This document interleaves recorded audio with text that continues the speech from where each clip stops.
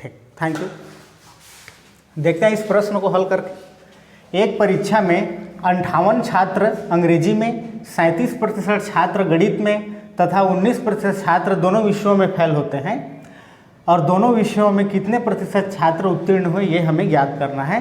तो हमें पता होना चाहिए, ये कॉमन फैक्टर पे हल हो जाएगा।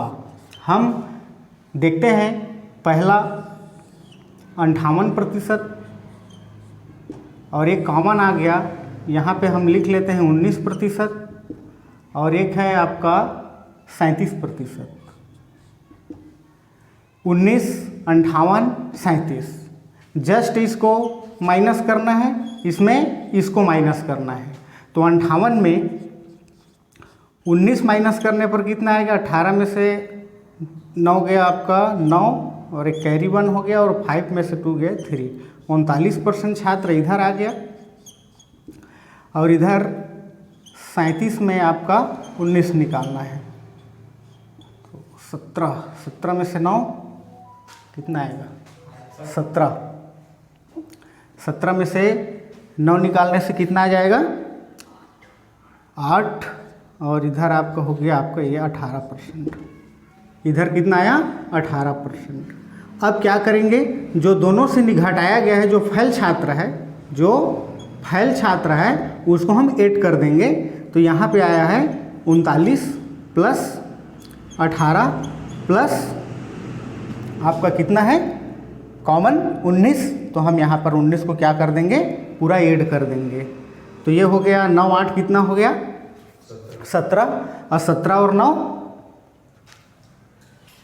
26 की 6 हासिल आया 2। तो ये हो गया 5 5 और 1 6 और 6 और 1 7, 76%। टोटल पास स्टूडेंट होगा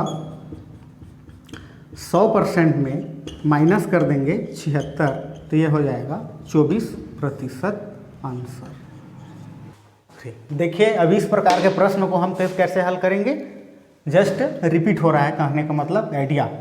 एक परीक्षा में कुल विद्यार्थियों का 35% भाग हिंदी में, 35% और 45 अंग्रेजी में तथा 20% दोनों विषयों में फेल हुए। तो दोनों विषयों में फिर पास होने वाले विद्यार्थियों को प्रतिशत ज्ञात करना है। तो हम जस्ट उसी पर कॉमन फैक्टर पे आते हैं, सॉल्व करेंगे।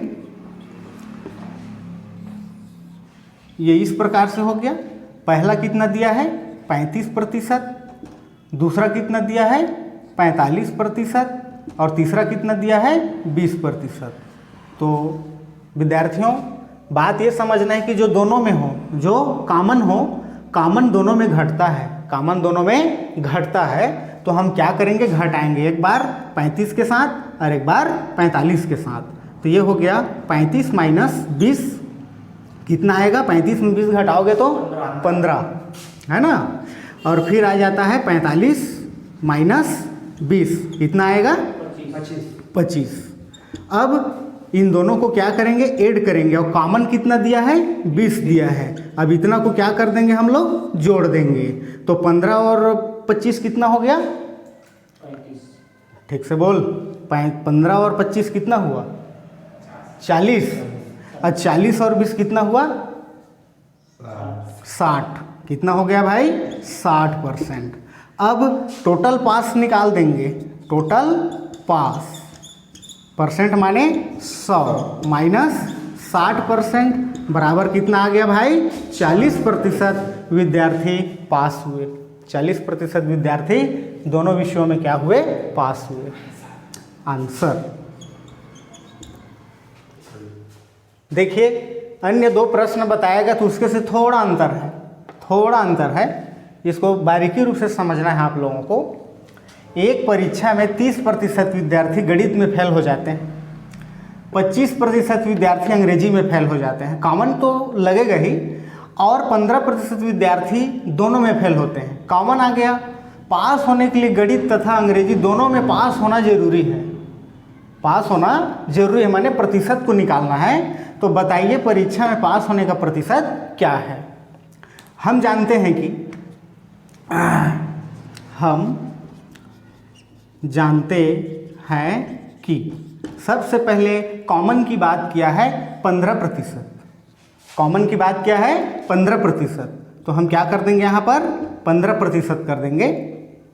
15% करने के बाद इसको ऐसे कर सकते हैं आप लोग, यहाँ पे लिख सकते हैं ये आ गया कॉमन। ये क्या आ गया कॉमन आ गया।